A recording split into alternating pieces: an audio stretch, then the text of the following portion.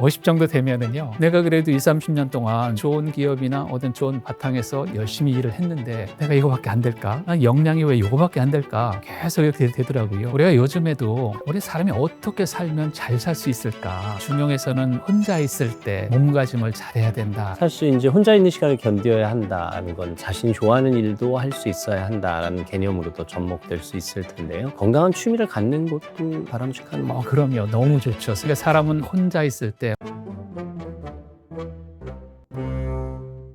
안녕하십니까. 책이 삶이 되고 삶이 책이 되는 시간, 책과 삶, 책과 사람의 김재원입니다. 나이의 앞자리가 바뀌게 되면 왠지 인생을 한번 돌아보게 됩니다. 30대, 40대. 글쎄요, 젊음의 치기와 현실의 분주함에 밀려서 그냥 지나칠 수도 있지만 50대는 생각이 깊어지기 마련입니다. 50 이후에는 어떤 삶을 살아야 할까요? 비단 50대만의 숙제는 아닙니다. 미리미리 준비하시면 어떻겠습니까? 오늘 그런 이야기 나눠보겠습니다. 대한민국 명강사시죠. 50에 읽는 중용의 저자 최종엽 작가와 함께합니다. 어서 오십시오. 네, 안녕하세요. 카이로스 경영연구소 최종엽 대표인데요. 50에 읽는 논어, 50에 읽는 중용의 저자입니다. 반갑습니다. 반갑습니다. 저보다 50을 먼저 경험하셨고 또 50을 충분히 경험하셨기 때문에 인생 선배로서 조언을 구하는 마음으로 제가 또 질문을 드리겠습니다. 50이 되면 삶이 버거워진다. 이렇게 말씀하시는 분들이 꽤 많습니다. 어떻게 생각하십니까? 이게 구조적인 문제라고 봐야 될까요? 그런 것 같습니다. 저도 이제 50대를 지나가 보니까 50은 참으로 그 묘한 나이가 아닐까? 이런 생각이 들더라고요. 한편으로 생각해 보면 긍정적인 면이 좀 있고요. 또 한편으로 생각해 보면 부정적인 면이 굉장히 많더라고요. 관계적인 측면에서도 꽤 오래전에 독립했던 부모가 이제 나의 의존 밑으로 들어오시잖아요. 그리고 자녀들은 미처 독립하기 전이고 위에서 아래에서 뭔가 심리적인 압박감을 느낄 수밖에 없는 세대가 아닐까 싶습니다. 그렇죠. 당연히 풀어야 되죠. 단계이기도 하고 과정이기도 하기 때문에 좀 아까 말씀해 주셨듯이 50이 되면 정체성의 문제가 적지 않은 큰 문제라고 생각이 들더라고요. 이게 무슨 얘기냐면 지금껏은 이제 뭐 조직이나 뭐 사업을 하셨던 분들이라든가 자기 나름대로 할 일이 있었기 때문에 어떤 체계 속에서 열심히만 하면 됐었는데요. 대략 이제 한 50대 혹은 50대 중반 혹은 60대 이렇게 밖으로 나와서 한 20, 30년 더 살아야 되잖아요. 자기가 중심이 돼서 뭔가를 해야 되는데 자신감은 충천해서 나왔는데 실제 뭔가 하려고 보니까 정말 바닥부터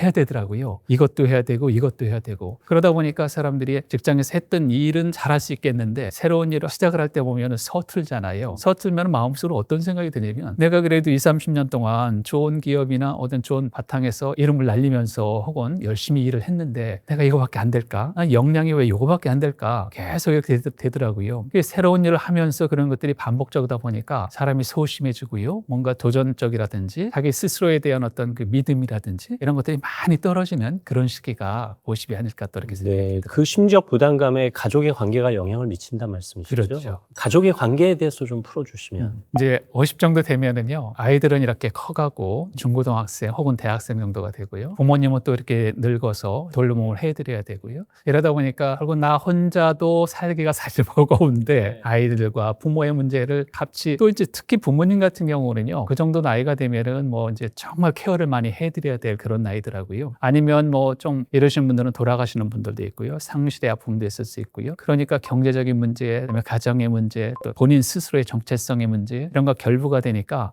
이거 잘못하면은 좀 크게 문제가 될 수도 있겠다 그런 생각이 들기는 들더라고요. 결국 다양한 감정을 느껴야 하는 세대가 50대가 아닐까 싶습니다. 당연히 두려움도 있을 수 있고요. 불안감도 있을 수 있습니다. 그 중에 하나가 또 외로움이 아닐까 싶은데 결국은 정체성, 가족관계를 뛰어넘어 인간관계를 어떻게 뿌려나가느냐에 따라 나의 감정을 또 어떻게 다스릴 수 있는지가 중요해지는 세대가 아닐까 싶습니다. 공자께서도 이제 나이 40 정도가 되었을 때 그 사람이 미운 짓을 보인다라고 하면 그 사람은 이제 더 이상 볼 희망이 없다. 네. 연 40이 겨누온 기종 나이라는 말을 했습니다. 근데 이제 시대가 바뀌었기 때문에 그 40을 지금의 한 50 정도로 볼 수 있겠더라고요. 그러면 그 당시 옛날에 공자께서 얘기했던 다른 사람들에게 미움을 보이는 것 어떤 종류가 있을까? 나이가 40, 50이 되었어도 지속적으로 입만 열었다 하면 부정적인 언사를 쓰는 사람. 우리가 긍정적인 언어를 써도 모자랄 판에 늘 늘 입만 열었다면 습관적으로 부정적인 언사를 쓰는 사람은 문제가 있다. 두 번째, 직위가 아래쪽에 있는 사람이 윗사람, 상사를 볼 때 늘 이렇게 뭐 욕을 한다든지 뭐 좋은 말을 안 쓰는 사람들은 그 습관 정도를 50 정도까지 계속 가지고 있으면 이제 정말 큰 문제다. 세 번째는 뭐냐면요. 그 사람이 좀 용감하지만 뭔가 이렇게 예의가 굉장히 없는 사람들이 많이 있습니다. 그런 사람들도 50 정도 될 때 문제가 있다고 얘기를 했고요. 그 다음에 이제 과감하지만 앞뒤가 꽉 막힌 사람들이 또 문제가 된다라고 얘기를 하더라고요. 그랬더니 이제 그 제자였던 자공이라는 사람 또 뭐라고 얘기를 하냐면 거기다 세 가지를 또 붙였어요. 한 가지는 이제 자기가 대충 알고 있는 거를 가지고서 굉장히 나는 지식이 많다라고 이렇게 떠벌리는 사람들 40, 50 정도 때 문제가 있다라고 얘기를 했고요. 또 하나는 이제 다른 사람들의 그 아픈 가슴이나 아픈 숨기는 것을 여기 파헤쳐가면서 나는 정말 정직한 사람이야 라고 이야기하는 사람들이 있다라고 하고요. 또 하나는 이제 겸손하지 못한 행동을 해가지고 나는 대단히 용감한 사람이다 라고 얘기를 했다는데요. 제가 지금 이렇게 좀 장황하게 말씀드렸습니다만 이런 내용들이 사실은 지금 50대에도 다 해당이 된다라고 좀 생각이 들어요. 이 감정적인 문제도 그렇고 태도의 문제도 그렇고 이런 것들을 뭔가 이렇게 조금 점검을 해가면서 이렇게 좀 더 살아야 되지 않을까 이런 생각이 좀 드는 거죠. 50쯤 되면 불편한 관계를 부를 수 있는 나쁜 습관들을 좀 돌아봐야 된다. 그렇죠. 내 참 모습이 어떤지부터 해서 나의 언어적 습관들, 무심코 나오는 잘못된 습관들을 고칠 시기다 이런 말씀이시죠. 저는 책 대목 중에서 이제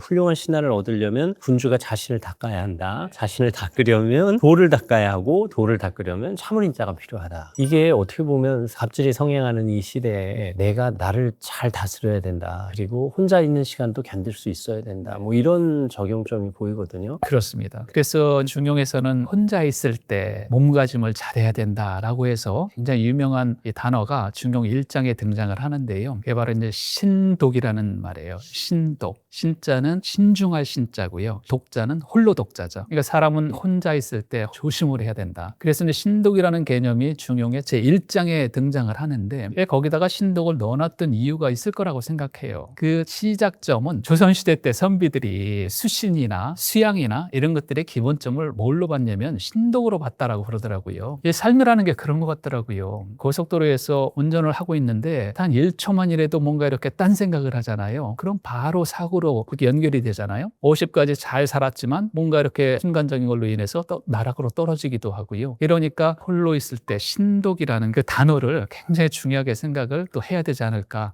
그렇게 생각도 듭니다. 사실 이제 혼자 있는 시간을 견뎌야 한다라는 건 자신이 좋아하는 일도 할 수 있어야 한다라는 개념으로도 접목될 수 있을 텐데요. 건강한 취미를 갖는 것도 바람직한. 그럼요. 너무 좋죠, 사실은. 네. 정말 나이 먹고 우리 선배님들 보시면 무료하다, 할 일이 없다, 뭐 이런 말씀 가끔 하시는데요. 사실 전 개인적으로 뭐 그분들에게 대답은 안 하지만 나이를 먹을수록 할 일이 많아지는 것 같아요, 지금요. 읽어볼 책도 굉장히 많은 것 같고, 그다음에 최근에 500페이지짜리 책을 한 권 샀는데요. 이 책을 집에다 놓고서 읽어보는데 저희 집사람한테 많이 혼났어요. 책을 읽으면서 제가 농담 삼아 이렇게 얘기했어요. 페이지를 넘기는 게 너무 아깝다. 왜냐면 좋은 내용들이 계속 나오고 그냥 내가 빨리빨리 읽어버리면은 다 없어질 거 아닌가라는 생각이 혹시 들더라고요. 마치 봄을 다루듯이. 네네. 그렇다 보면 그 굵은 책도 벽돌 같은 책들도 너무 재밌다는 느낌을 내가 갖고 있네 이런 생각을 가지니까 앞으로도 심심할 틈은 별로 없겠다 이렇게 생각이 들기도 해요. 그런 경우네요. 사모님이 심심하시겠네요.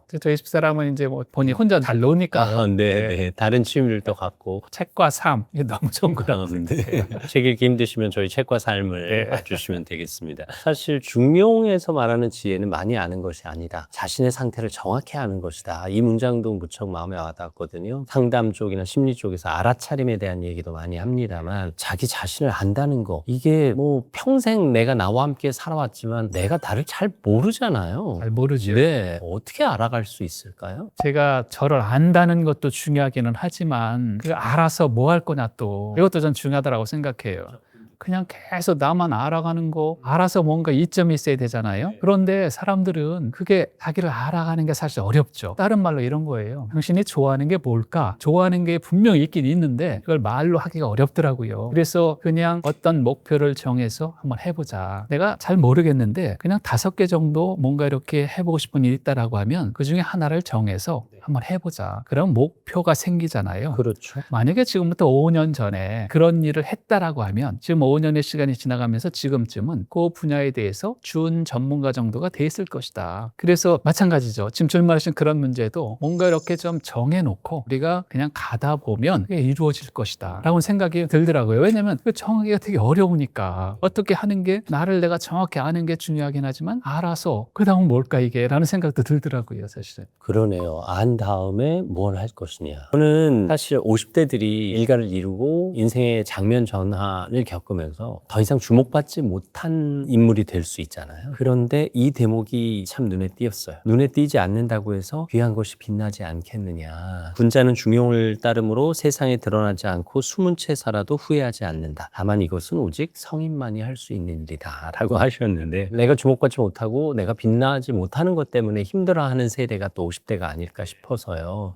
내가 굳이 주목받지 못해도 나는 빛나고 있다는 자존감을 갖는 것도 50대에게 필요한 덕목이 아닐까 네. 싶은데 어떻게 생각하시는지요? 거기에 아주 유효한 공자님 말씀이 하나 있어요. 이건 논어에 나오는 이야기인데 성상근야 습상원야라는 말을 했어요. 이 성이라는 것은 인간의 본성은 가깝다. 그러니까 사람들은 누구나 다 비슷비슷하다라는 거예요. 성상근야는. 그런데 습상원야, 연습, 복습, 학습, 꾸준함, 그것이 사람들을 점점 멀게 만든다라는 건데요. 그러니까 지금 말씀하신 것처럼 50대가 그런데 그럼에도 불구하고 내가 뭔가 꾸준하게만 한번 해보자. 꾸준하게 하는 것이 2500년 전에도 그 사람을 만들어가는 길이라고 얘기했잖아요. 지금 내가 정체성도 좀 떨어지고 의욕도 좀 떨어지긴 하겠지만 건강도 좀 떨어지긴 하겠지만 그래도 인생 전반전은 다른 사람들을 위해서 내가 살았다라고 하면 꼭 다른 사람은 아니죠. 가족을 위해서 산다거나 직장에서 회사를 위해서 산다거나 이렇게 살았지만 인생 후반전에는 이제 그 포인트를 포커스를 나에게 나가는 거죠. 그게 내가 좀 조용하고 그다음 혼자 이렇게 뭐 고독하게 살아도 꾸준하게 할 수 있는 거. 그 중에서 가장 좋은 것은 그래도 내가 하면서 호기심도 생기고 약간 좋아하는 것이 있다라고 하면 그런 것들을 잡아서 남들 상관없이 꾸준하게만 해나가면 결국은 55세에 시작을 해도 20년, 25년 할 수 있잖아요. 저는 그래서 55세가 우리 인생 중에 가장 좋은 나이라고 생각이 들더라고요. 왜냐하면 55세라고 하는 것은 30세와 80세의 딱 중간이에요. 우리가 30세부터 55세까지 얼마나 열심히 이렇게 일을 해왔습니까? 그래 55세가 된 거예요. 그런데 그만큼의 시간이 앞으로 또 남아있어요. 그래봐야 80밖에 안 되는 거예요. 그러면 만약에 지금까지 이렇게 만족스러운 삶을 살았다라고 하면 너무 좋은 거고 만족스럽지 못한 삶을 살았다 손치더라도 지금 55세부터 25년이라는 시간이 또 있잖아요. 그 시간은 이제 나를 중심으로 해서 활동적이지 않더라 손치더라도 내가 어느 한 가지 두 가지를 잡아서 꾸준하게만 하면 뭔가 이루어지지 않겠습니까? 그래서 인생 전반전은 함께 가족, 집도 사야 되고 차도 사야 되고 승진도 해야 되고 여기에 정신이 없었잖아요. 이제는 내가 온전히 정말 이 세상에 나와서 뭔가 작은 거라도 의미 있는 것들 만들어갈 수 있는 그런 시간을 우리에게 주어졌다 이게 라고 생각하면 마음도 편안해지고 의욕도 생기지 않을까 이렇게 생각이 들더라고요. 어떻게 보면 작가님이 산 증인이시네요. 45세에 직장을 나오셔서 새로운 도전을 하신 셈이잖아요. 전공도 아니지만 어쨌든 고전 분야 탐독하시고 명강사로 거듭나시고 또 훌륭한 책을 여러 권 쓰신 명저자가 되셨으니까요. 다시 배우려는 겸손한 사람이 지혜로운 사람이다. 사실 저는 이 대목이 무척 인상적이었는데 공자께서 말씀하셨다. 사람들은 모두 자기가 지혜롭다고 말하지만 그물이나 덫 함정에 몰아넣어도 그것을 피할 줄을 알지 못한다. 사람들은 모두 자기가 지혜롭다고 말하지만 중용을 선택하더라도 한 달을 지켜내지 못한다. 네. 어떤 마음으로 중용이란 제목을 붙였을까요? 우리가 요즘에도 우리 사람이 어떻게 살면 잘 살 수 있을까 늘 걱정 고민되잖아요. 그런데 이미 뭐 아는 사람들은 그 고민에 대한 답을 이미 알고 있어요. 무슨 얘기냐면 우리는 긍정적인 생각과 좋은 태도와 성실하게 지속적으로 살면 잘 살 수 있는 거잖아요. 이 네 가지인데 결국은 이 네 가지가 중용에 그대로 들어있는 거죠. 그럼 중용이라는 게 뭘까? 중용의 중자는 네 가지 의미가 들어있어요. 하나는 뭐냐면 중화예요. 가운데 중자에 화합하다 화자예요. 우리 인간은 희노애락을 가지고 살잖아요. 누구나 다 감정을 갖고 있잖아요. 그런데 그 감정을 적절하게 발산을 해야 되잖아요. 그 적절하게 발산한다는 것은 쉬운 문제는 아니죠. 그래서 너무 슬플 때는 슬퍼해줘야 되고 즐거울 때는 함께 즐거워해줘야 되고 감정을 너무 이렇게 삭혀도 안 되고 감정을 너무 세게 발산해도 안 되잖아요. 그 상황에 맞게 적절하게 발산하는 것을 중화라고 얘기를 해요. 그 문제를 거론했고요. 두 번째 시중이라고 얘기했어요. 때시자의 가운데 중자. 이게 무슨 얘기냐면 때를 제대로 알아 알아맞힐 줄 알아야 된다. 때가 있다는 거죠, 사람은요. 누구를 만날 때가 있는 거고요. 어떤 사업을 시작할 때가 있는 거고요. 뭔가 이렇게 아이에게 훈계할 때도 때가 있는 거고요. 부하 사원들한테 질책을 할 때도 때가 있다는 거죠. 그 적절한 때를 잡아낼 수 있는 역량, 이런 게 중요해. 두 번째고요. 세 번째는 집중이라고 그랬어요. 집중은 무슨 얘기냐면 양단이 있을 때 가운데를 짚는 거예요. 중심을 잡을 줄 알아야 된다. 우리가 인생을 살아갈 때도요. 목표점이 있는데 그 목표점에서 사실 많이 이렇게 벗어나잖아요. 벗어날 때마다 중심을 잡아야지, 중심을 잡아야지 점차 이렇게 들어오는 거죠, 사실은요. 이 집중이 있고요. 마지막으로 네 번째는요. 적중이 있어요. 적중은 관역적자예요. 화살을 쏠 때 관역을 맞춰서 쏘잖아요. 우리 인생도 어떤 목표점을 정해놓고 그 목표점을 늘 주시를 하면서 살아가면 좋겠다라고 해서 그 중인데, 그게 이제 중용의 중자의 네 가지 의미고요. 그 다음에 용자가 또 있잖아요. 중용이니까. 이 용자도 항상이라는 뜻이 있어요. 그래서 지금 말씀드린 네 가지 중을 늘 실천해야 된다는 거예요. 그러니 그게 쉽겠습니까? 어렵겠습니까?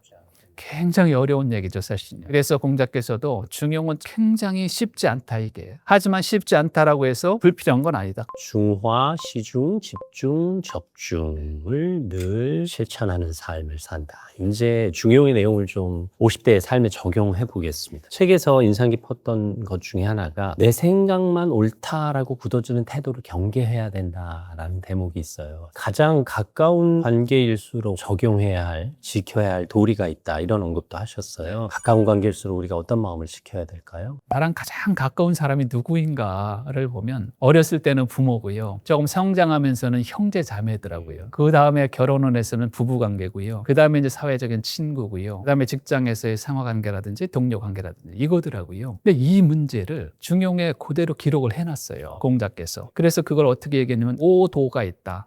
다섯 개 오자에 도. 다섯 개 꼭 지켜야 될 것이 있는데 부모와의 관계, 부부와의 관계, 자식과의 관계, 그다음에 친구와의 관계, 상하 간의 관계. 거기서 이제 가장 기본적인 것들은 정말 친밀할수록 가져야 될 게 뭐냐면요, 바로 인이라는 거더라고요. 참을인자. 아니죠. 어질인자. 어질인자죠. 네네. 사람이 두 명 있을 때 문제라니까요. 그래서 어질다는 게 뭘까? 결국 어질다는 것은 아주 심플하다. 한문으로 뭐라고 얘기하냐면 기소불욕 물시여일이다, 이렇게 얘기해요. 내가 하고 싶지 않은 바를 다른 사람에게 시키지 마라. 그러니까 내가 욕 듣기 싫으면 욕하지 말아야 되잖아요. 일종의 황금률. 황금률이에요, 바로요. 황금률인데 그거를 사실은 가까울수록 부부 간에, 부자 간에, 친구 동료 간에, 그다음에 상하 간에 가장 지켜야 될 것은 그거라는 거죠, 사실은. 바깥 관계에선 지켜도 가족 간에 허물어지는 게 그런 부분이 아닐까 싶기도 한데, 맞습니다. 가깝다는 핑계로 그걸 허물어뜨리는데 오히려 더 지켜야 된다, 이런 예, 말씀이신 그렇죠. 거죠. 아내가 해주고 싶은 거 내가 바라는 대로 해줘라.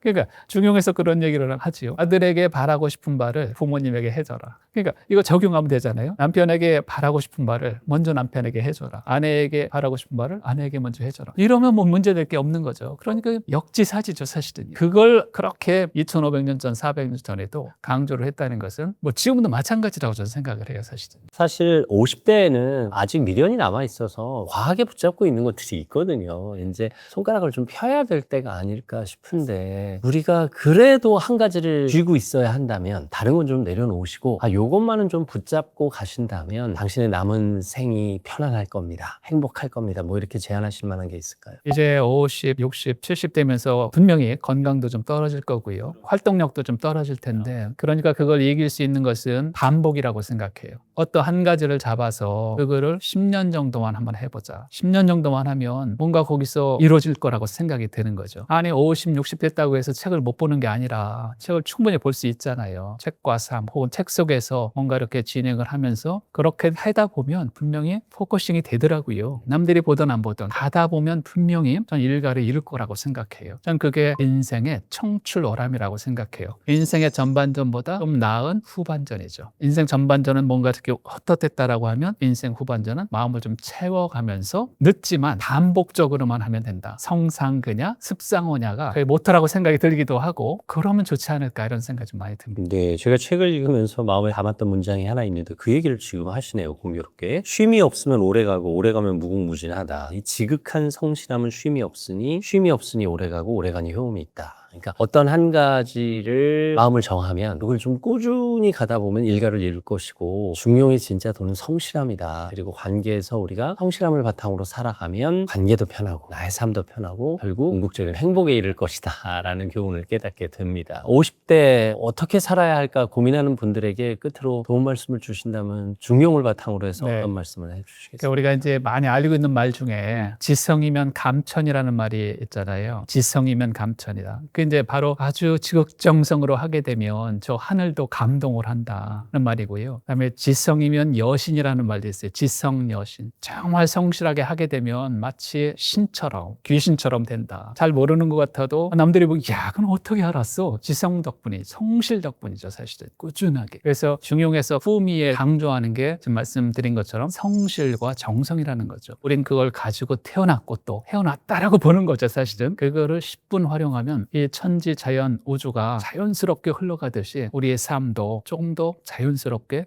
행복하게 갈 수 있지 않을까 이렇게 생각합니다. 50 이후 한결같이 편안해지는 균형의 보존이라는 말씀을 하셨는데 누구보다 지금 편안해 보이시거든요. 감사합니다. 그래서 우리 작가님의 삶이 얼마나 편안한지를 중용을 통해서 알 수 있지 않을까 생각해 봤습니다. 그리고 그 가치는 성실이었음을 다시 한번 배웠습니다. 50에 읽는 중용의 저자 최종혁 작가와 함께 했습니다. 오늘 많이 배웠습니다. 감사합니다. 고맙습니다. 여러분은 어떻게 생각하십니까? 저도 앞으로 더 성실하게 살겠습니다. 핵가삼 함께 해주셔서 감사합니다. 저도 다음 시간에 여러분 앞에 다시 나타나겠습니다. 오늘도 함께 해주셔서 감사합니다.